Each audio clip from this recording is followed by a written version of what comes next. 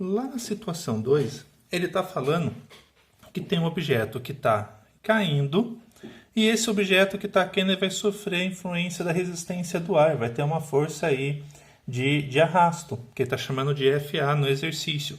Só que aqui no exercício ele está falando que essa força de arrasto com esse objeto tem uma dependência linear, né? Ele fala que é menos B vezes V, essa força de arrasto. Aqui o gráfico que ele dá para a gente é um gráfico da força resultante, não é a força de arrasto. Então, na hora que ele começa a cair, em que a velocidade do objeto inicial é 0 metros por segundo, a gente tem o seguinte. Na hora que eu olho no gráfico, a força resultante, então, nessa situação, só é a força peso. Então, eu olho aqui no gráfico, quando a velocidade é 0, a força resultante, então, vale 3 vezes 10 a menos 14 newton.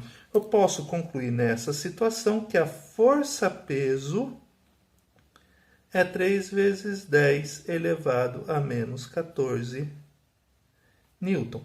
Então, nessa situação inicial, é isso que está acontecendo. Na hora que ele começa a cair, que ele vai começar a desenvolver uma velocidade, vai surgir o FA. Que tem aquela dependência de menos B vezes V. Então, é essa situação aqui que tem. Na hora que chega nesse ponto aqui, em que a força resultante é 0 e que eu tenho a velocidade máxima, então, na hora que a força resultante é 0, agora eu vou esquecer esse dado inicialmente aqui da velocidade inicial. Agora a velocidade que eu estou analisando é a velocidade de 1 metro por segundo. Só para entender, você poderia colocar então aqui velocidade 1,0, mas vou só deixar ela oculta. Na hora que eu tenho a velocidade de 1 metro por segundo, eu tenho que a força resultante é 0.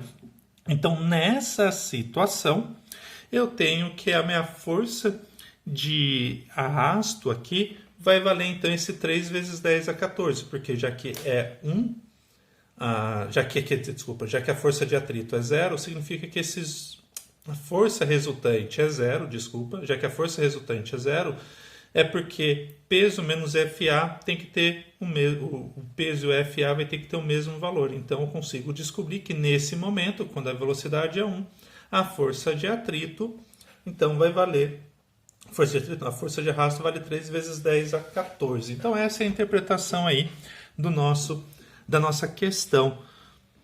Como que eu vou fazer para descobrir então o coeficiente B? Eu posso usar então a nossa bela equação no momento que a velocidade igual então a 1 metro por segundo. Porque se eu sei que a velocidade, então, é 1 metro por segundo nessa situação, que eu vou analisar agora com vocês, então eu tenho a força de arrasto é igual a menos B vezes V, de acordo com o enunciado. Um detalhe aqui bem importante. O peso, pela orientação que ele está dando aqui, o peso é o que é positivo, então essa força tem que ser negativo, né? Tem um sinal de menos aqui, é para a gente não se importar que como ela vai ter um sinal de menos, ela vai aparecer aqui como sendo menos 3 vezes 10 elevado a menos 14 é igual a menos o B, que é a pergunta do exercício, vezes a velocidade aí, que é 1. Só que aqui eu estou olhando na questão, é 1 vezes 10 a menos 4. Esqueci de colocar isso. É 1 vezes 10 a menos 4. Então, na hora que a gente está analisando aqui, só cuidado, é 1 vezes 10 a menos 4. Eu que comi bola, esqueci de colocar esse 10 a menos 4 aí do gráfico. Então, a gente vai fazer a divisão. Vai ficar o sinal de menos já vou cancelar, 10 a menos 14, dividido por 1 vezes 10 a menos 4, valor da velocidade. Então, na hora que a gente faz essa conta, a nossa velocidade, então, fica como 3 vezes 10 elevado a décima metros por segundo. E aí a gente tem a nossa resposta, a alternativa E.